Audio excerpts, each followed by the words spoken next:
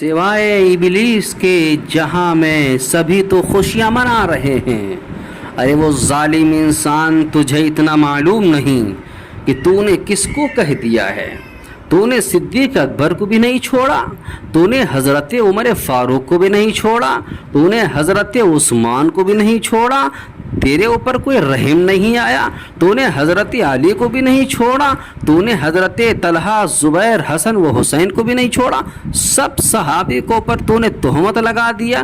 مطلب تیرے شعر سے یہ ہے کہ سوائے ابلیس کے جہاں میں سبھی تو خوشیاں منا رہے ہیں، یعنی ابلیس کے بعد سب تو خوشیاں مناتے ہیں، ابلیس جو ہوتا ہے وہ خوشیاں نہیں مناتا ہے۔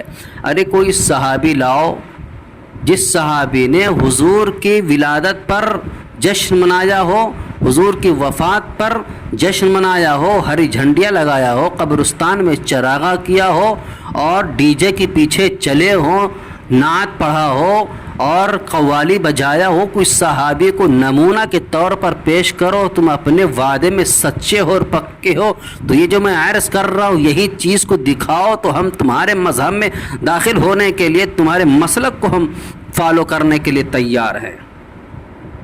ایک صحابی تم لا کے ہمیں دکھا دو کہ فلاں صحابی نے یہ کیا ہے اور ڈی جے کے پیچھے چلے ہوں، طبلہ بجایا ہو، لاؤ نمونہ کے طور پر۔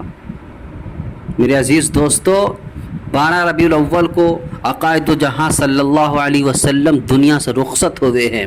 ایسے موقع پر ڈی جے نہیں بجایا جاتا ہے، نعت نہیں بجائی جاتی ہے، قوالی نہیں بجائی جاتی ہے، ریلی نہیں نکالی جاتی ہے، کیونکہ عقائد دو جہاں صلی اللہ علیہ وسلم دنیا سے رخصت ہو گئے ہیں۔ اگر کسی کے یہاں کسی کا کیا انتقال ہو جاتا ہے تو انتقال پر خوشیاں نہیں مناتے ہیں، تو عقائد دو جہاں صلی اللہ علیہ وسلم دنیا سے رخصت ہو رہے ہیں، ایسے موقع پر خوشیاں نہیں منائی جاتی ہے۔ سمجھ رہے ہیں؟ اللہ ہم سب کو عمل کرنے کی توفیق عطا فرمائے۔